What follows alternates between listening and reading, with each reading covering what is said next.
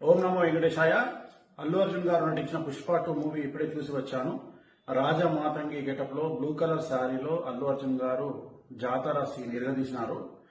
2016 నుండి కొన్ని ఛానల్స్ లో, యూట్యూబ్ ఛానల్స్ లో అల్లు అర్జున్ గారి జాతకాన్ని నేను విశ్లేషించినటువంటి ఓల్డ్ వీడియోస్ ఓసారి చూద్దాం. ప్రస్తుతం తెలుగు చిత్ర పరిశ్రమలో నిజమైన సూపర్ స్టార్, నిజమైన pan India star Allu Arjun. ఆయన ఒక్కడే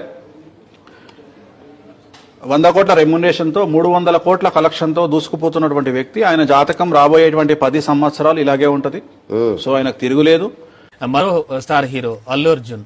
అర్జున్ గురించి ఏం చెప్పుకోవచ్చు? ముఖ్యంగా ఎవరి జాతకం అన్నా బాగుంది అంటే గత 3-4 సంవత్సరాల నుండి అల్లు అర్జున్ జాతకం బాగుంది. సినిమాలు తీస్తే ఖచ్చితంగా ప్రొడ్యూసర్ నష్టపోయినటువంటి పరిస్థితి, బయ్యర్స్ ఎగ్జిబిటర్స్ అందరూ హ్యాపీగా ఉండే పరిస్థితి.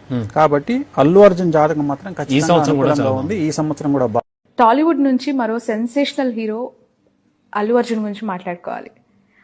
గంగోత్రి సినిమా నుంచి పుష్ప ద రైజ్ వరకు నేషనల్ హీరోగా ఎస్టాబ్లిష్ అవ్వడం ఎలా చూడాలంటారు? ఎప్పుడో చెప్పిన, నేను లాస్ట్ ఇయర్ చెప్పిన, ఆయనకు తిరుగులేదని. The original pan India star, నిజమైన పాన్ ఇండియా స్టార్ ఇండియాలో ఒకే ఒక్క అల్లు అర్జున్.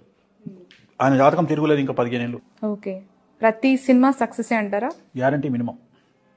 తిరుగులేదు ఆయనకు. అండ్ బడ్జెట్ రాదు.